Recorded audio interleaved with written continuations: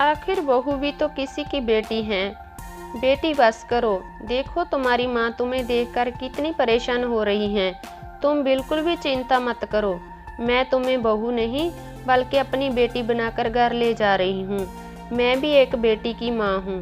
3 महीने पहले ही मैंने अपनी बेटी को विदा किया है। बेटी विदा करने का दुख क्या होता है जय मैं अच्छी तरह से जानती हूँ। मैं भी तो जय समझूंगी कि मैंने एक बेटी विदा की और दूसरी घर ले आई। अपनी सास की बात सुनकर रस्म का मन कुछ हल्का हो गया। वह जय सोचने लगी कि कितनी अच्छी सोच है उसकी सासू माँ की। रस्म और उसके पति राज शादी के बाद घूमने गए। रस्म काफ़ी खुश थी, उसने इस दिन के लिए काफ़ी तैयारी करी थी। नए नए कपड़े खरीदे थे। जैसे ही राज ने देखा कि रस्म ने साड़ी नहीं पहनी है, उसने तुरंत कहा, साड़ी क्यों नहीं पहनी? हमारे घर में ये सब नहीं चलता। मेरी माँ को ये सब पता चलेगा तो उसको बहुत गुस्सा आएगा। रस्म को काफ़ी बुरा लगा, पर उसने साड़ी लाई ही नहीं थी अपने साथ, तो उसने यह बात राज से कही। तो राज ने तुरंत बाजार जाकर नई साड़ी खरीद कर रस्म को दी। रस्म ने बिना कुछ कहे साड़ी पहन ली, क्योंकि वो अपने पति को नाराज़ नहीं करना चाहती थी। जब वो वापस घर आए तो उसकी नंद प्रिया आई हुई थी उनसे मिलने। वह उनकी फ़ोटो देखने की जिद करने लगी। जैसे ही फ़ोटो देखा तो वो हंसने लगी और कहा, तुमने साड़ी क्यों पहनी है? और कुछ नहीं था क्या आपके पास पहनने के लिए? मैं जब गई थी घूमने तो मेरे पति ने मेरे लिए नई जीन्स ला कर दी थी। जय सुन के रस्म की सास ने कहा, चुप करो प्रिया, तुम नहीं तो इसके पार निकल आएंगे। तुम्हें हमने बहुत प्यार से बड़ा किया है, तुम जो चाहिए वो कर सकती हो। मैंने तेरी सास को भी यही बताया था कि मेरी बेटी को जैसा रहना है वैसा रहने दो। राज भी चुप कर सब सुन रहा था। रस्म ये सब देखकर हैरान रह गई। उसने चुप रहना ही बेहतर समझा। शादी के बाद ससुराल में तीज का उसका पहला त्यौहार था। उसकी सासू माँ ने एक दिन पहले ही उसे हिदायत दे दी थी कि कल तीज है और कल बिना चंद्रमा को अर्घ दिए जल ग्रहण नहीं करना है। इस बात का वह विशेष ध्यान रखे। वह सोच में पड़ गई कि कैसे इतना कठिन व्रत करेगी। आज तक तो उसने कोई व्रत नहीं किया था। उसे तो खाली पेट रहा ही नहीं जाता, सिर दर्द होने लगता है। यही सोचते सोचते वह थकी बिस्तर पर जाकर लेट गई। तभी दूसरे कमरे से सासू माँ की आवाज़ सुनाई दी। वह मोबाइल पर अपनी बेटी प्रिया से बातें कर रही थी। बेटी, कल करवा चौथ का व्रत है, तुम दूध फल मेवे वगैरह ले लेना, नहीं तो तुम्हारी तबीयत खराब हो जाएगी। मैं जानती हूँ तुमसे खाली पेट नहीं रहा जाता। मन में बस भगवान के प्रति श्रद्धा होनी चाहिए। अब समय काफ़ी बदल गया है और समय के साथ बदलने में ही समझदारी है। अपनी सास की बात सुनकर रस्म ये सोचने पर मजबूर हो गई कि इन सास लोगों के कहने और करने में इतना अंतर क्यों है। दूसरों को दिखाने के लिए ये लंबी लंबी बातें करती हैं और मन में बहू और बेटी में इतना फर्क। समय चाहे कितना भी बदल जाए, परंतु सास लोगों की शायद सोच कभी नहीं बदल सकती। बहू कभी बेटी नहीं बन सकती। यही सोचते सोचते रस्म की आंख लग गई। आज भी हमारे समाज में बहुओं और बेटियों में बहुत अंतर किया जाता है। ऐसा क्यों है?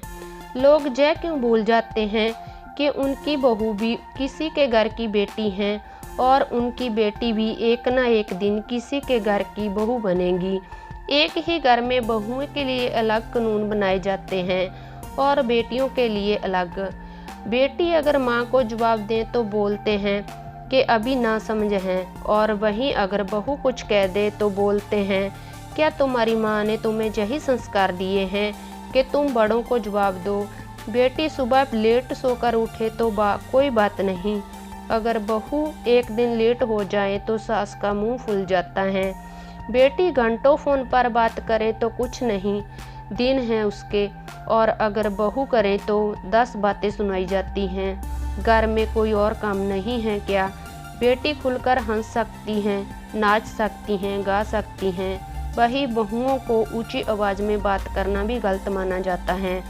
बेटी घर में कुछ भी काम ना करे तो छोटी हैं अभी, सीख जाएगी।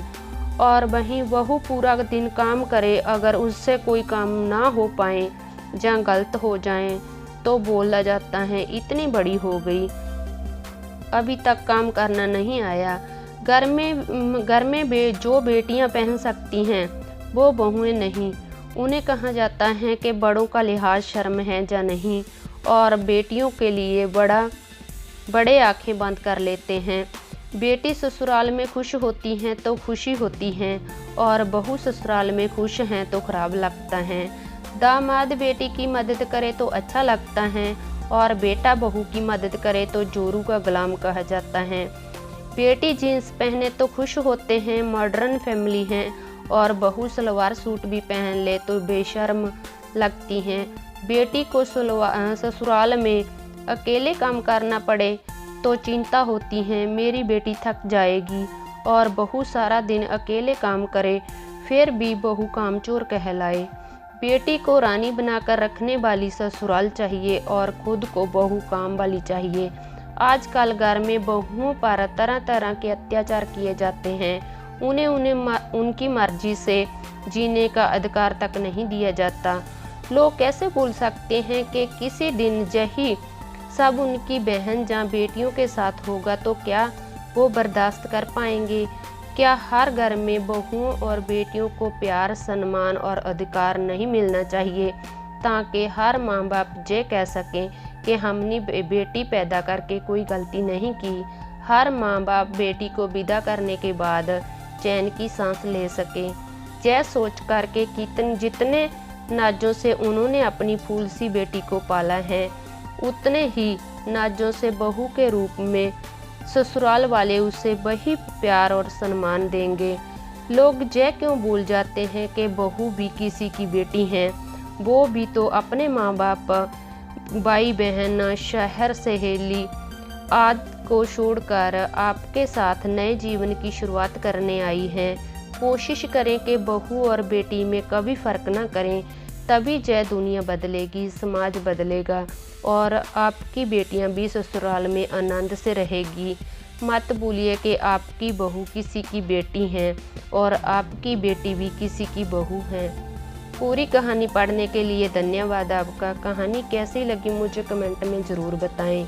लाइक करें, शेयर करें और चैनल को सब्सक्राइब करें।